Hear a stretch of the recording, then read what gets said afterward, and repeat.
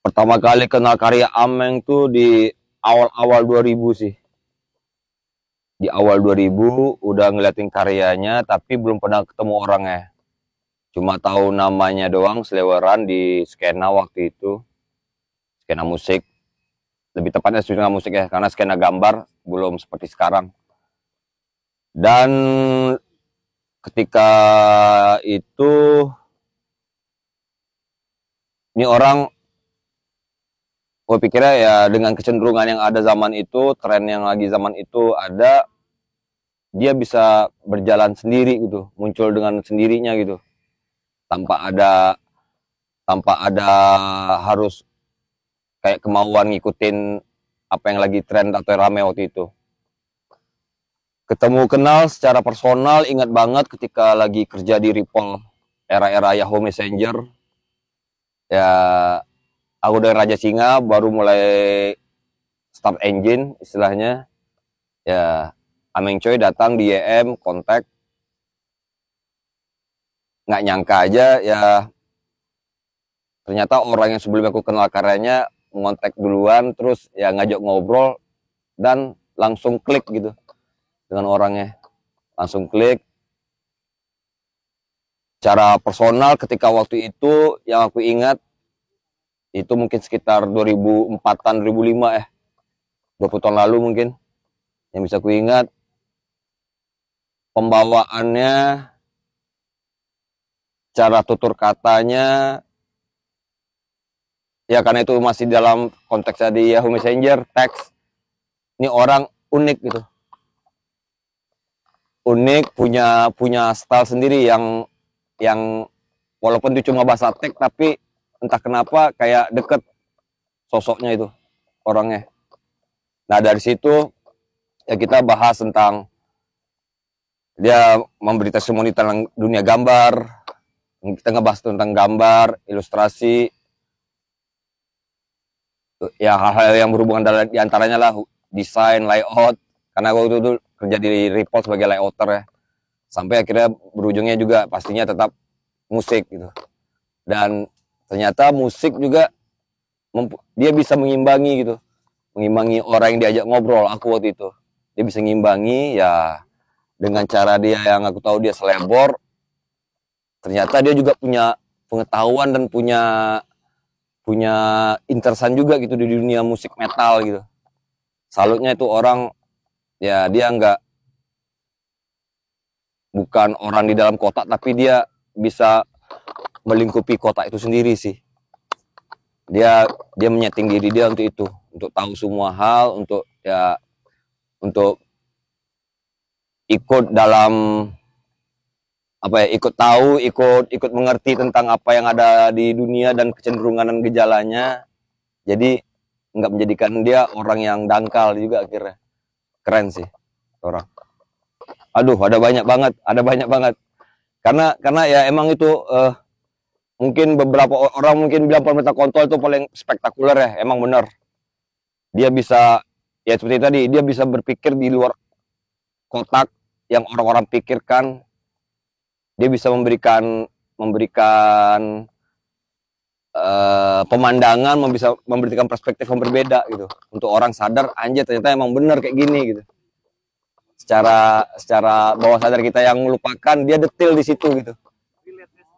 Ah, relate, dan untuk apalagi hari ini relate banget. Tapi kejelian dia dalam memaknai apa ya, memaknai suatu gejala fenomena alam itu dia jeli banget.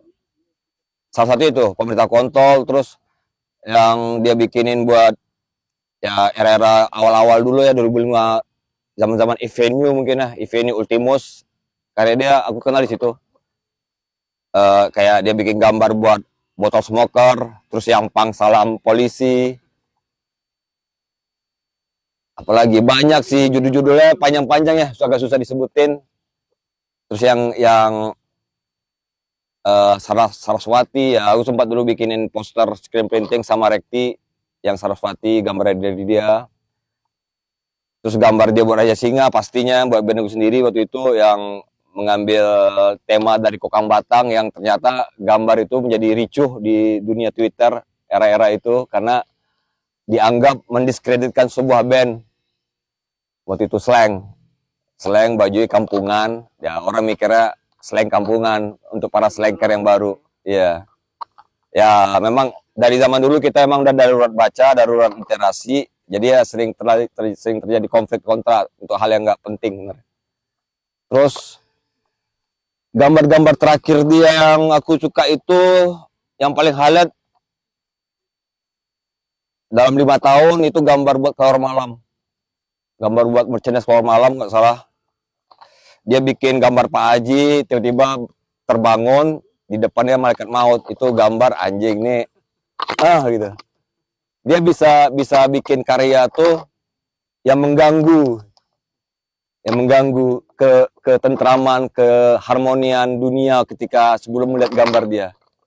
Itu sih hebatnya Ameng Choi. Itu nggak bakal menjadikan Ameng Choi, tidak bakal menjadikan dia sebagai Ameng Choi kalau dia nggak tinggal di Kiara Condong.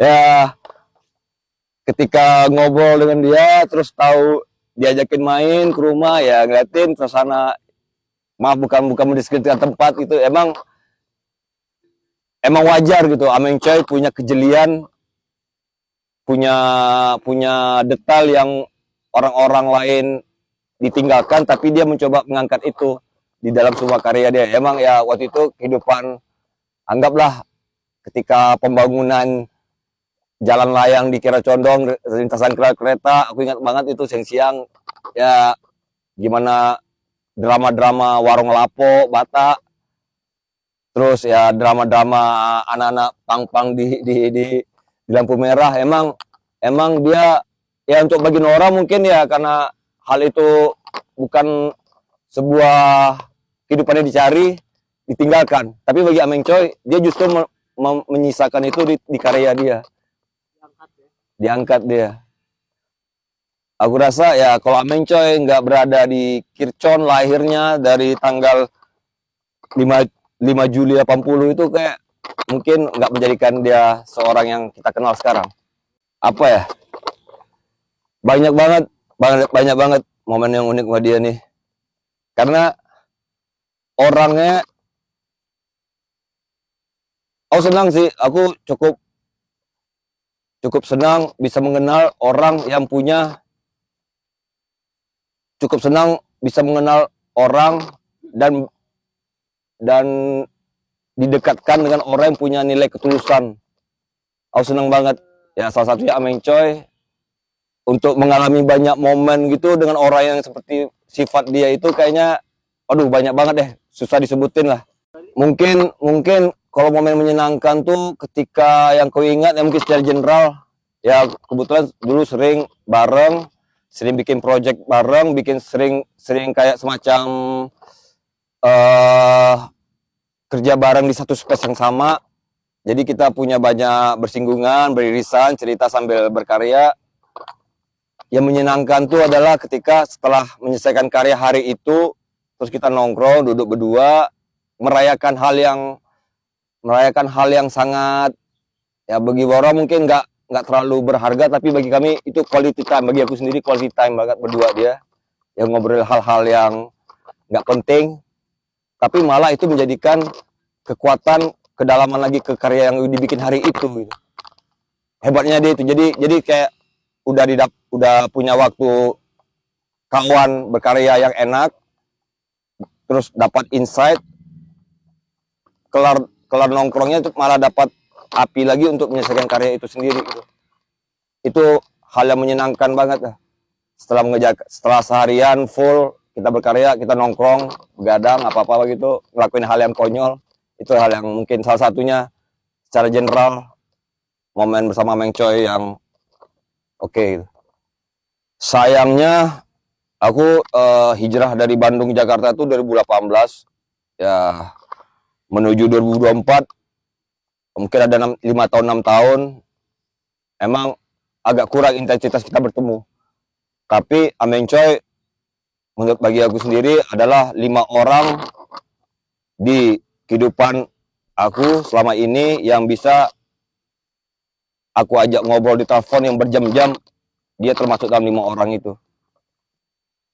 nggak banyak orang yang bisa aku ajak ngobrol panjang lebar dalam waktunya memakan habis waktu 2 jam 3 jam itu dia bisa gitu. Itu terjadi ketika pandemi ya lumayan sering, nggak sering sih tapi pasti lama jadi uh, kualitas kuantitas tuh udah nggak ada apa-apa lagi. Dengan sekali telepon dua kali telepon tuh tapi udah langsung berkualitas karena di situ kita memakan waktu yang lama teleponan, ngobrolnya udah tahu lah gitu. Momen yang terakhir Ameng Coy, terakhir banget, aduh, 2019 ketika Raja Singa main di I Had God di IV Bandung, Ameng Coy sempat ngasihin lukisan Chet Baker, gambar Chet Baker yang dia gambar sendiri dalam bentuk frame figura. Itu terakhir kali aku berinteraksi langsung. Aku rasa seingat aku 2019. Ya, yang mana itu lukisan ya terakhir aku ketemu dia ngasih lukisan itu yang mana di malam ya aku gak tahu kosmiknya gimana terjadinya di malam sebelum hitungan jam Ameng Coy pergi sepertinya ya sempat kayak tiba-tiba berdetak gitu, mata ngeliatin ke lukisan dia yang di meja waktu itu. Kayak ada keinginan pengen ngelap, pengen bersihin debu-debu. Karena ya aku punya rumah, punya studio juga, ya biasalah. Studio seniman selebor juga, ya berdebu, frame lukisan berdebu, ya dibiarin aja, nggak dilap tiap hari gitu. Ya waktu itu aku punya kesempatan ritual ngebersihin terus nata ulang lagi letak itu lukisan. Jadi di rumah tuh ada 2 lukisan karya original Ameng Coy yang dia dikasih sama aku, ya satu gambar dia sempat gambarin aku sendiri menggonggong di pagi buta sama lukisan Chet Baker ini. Dan entah kenapa malam itu sebelum dia berangkat subuhnya dia sebelum aku tahu subuhnya dia udah pergi. Ya, aku membersihkan 2 lukisan itu. Ya, mungkin itu salah satu komunikasi Ameng Coy untuk ngabarin dia udah beres. Gitu. Kehilangan, setahun ini kehilangan. Aku kehilangan kawan, kehilangan teman dekat, kita kehilangan seniman. Aku rasa nggak bisa dipungkiri aku kehilangan. Setahun ini dia pergi.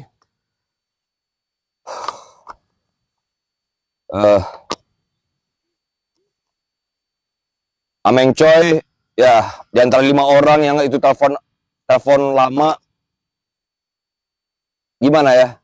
Kita pasti punya perasaan orangnya ini penting gitu. Dan aku punya kayak keinginan yang nggak sempat aku ucapin ke beliau, tapi dalam hati aku omongin dia, kau Ameng Coy salah satu orang yang pengen aku ajak ketawa bareng ketika kita udah ngelewatin masa-masa sulit ini. Tapi ternyata nggak bisa nunggu.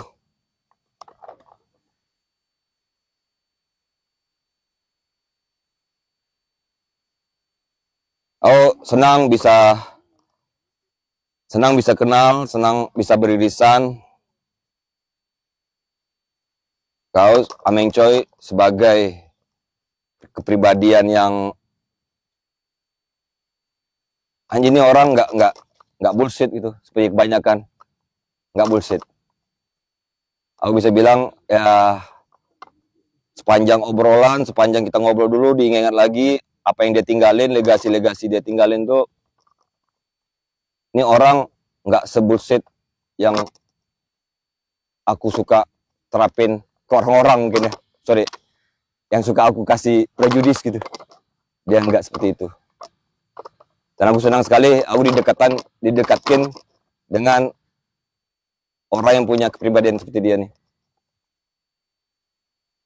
Nggak selalunya bertahan lama soalnya. Anjir, ini bring back memory lagi sih. Di 2010 ya, 2010 nih kayak gambarnya. 2010 aku lihat gambar ini ketika di pameran dia di Galeri Padi. Ini ya, ini salah satu di antara gambar-gambar yang disebut tadi kayak pang salam polisi, Pak Haji lagi wudhu, terus ada neneng lagi duduk jongkok seperti poster gue sekarang, dengan mata juling, dengan terus ya ini salah satu gambar yang signifikan juga nih. Aku hafal banget tuh, Ameng coy, ketika gambar tengkorak, pasti gambar tengkorak itu pasti ada pisau. Entah apa itu maksudnya, aku nggak sempat pernah nanyain, tapi kayaknya dia emang kayak pengen menikam otak orang kali ya, untuk berpikir yang lebih benar gitu. Ini salah satu dari banyaknya gambar Ameng Choi yang bring back memory sih. Ton warnanya, blocking-blockingnya udah, dia ada banyak tukang gambar, ada banyak seniman yang bisa gambar oke, tapi bagi aku nggak ada yang seindah Ameng Choi gambarnya, apalagi ketika hatinya kelam. Aku sangat senang banget ketika dia mencoba diri dia kelam, bukan satir ya. Ada beberapa gambar yang sarkas, satir, ada gambar dia tuh yang ketika dia kelam, dan itu keren, kayak gambar mobil polisi dibakar tuh, itu gelap tuh bagi aku, yang meledak atau ya itulah, nggak, itu bukan sarkas ya. Ameng Choi yang aku tahu tuh sarkas dan satir dan gelap, dan itu nggak semua tukang gambar mempunyai karakter atau bisa ngeluarin apa yang ada di dalamnya untuk jadi karya. Ameng Choi bisa.